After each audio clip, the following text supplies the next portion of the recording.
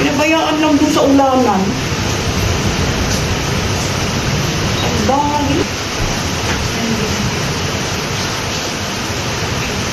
Nung araw na ngayon, October 22, anong araw? Wednesday? Yan, punta po muna tayong palengke, guys. Bili tayong ulam. Malengke naman po kami, Tinan yung atay namin dalawa, diba, ganda. Siya green, ako blue. Mga ba, may ganito rin kayo sa Christmas.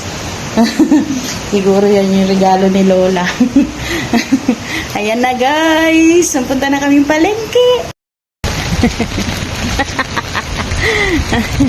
Napabayan kami ni Chamanang. At dito po ngayon ay nagabay. Yung cellphone ko, nilagyan ko na ng bayad po muna kami ng maril ko. Ayan, si Chamanang.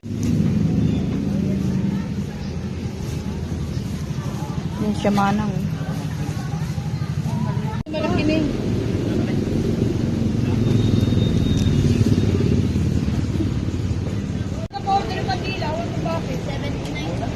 Malang yung laki niya. Tama naman magkano isang lakas ang hangin pati yung niluluto. Iwan ko. Basta mahirap makaluto. Sana yun?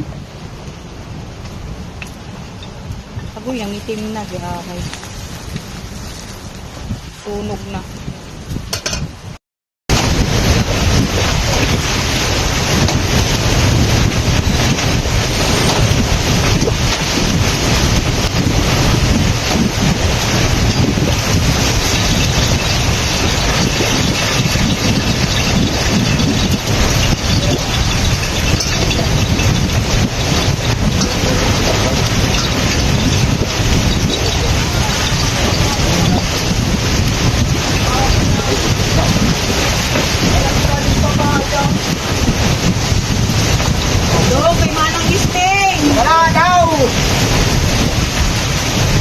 Ito, darang takyak.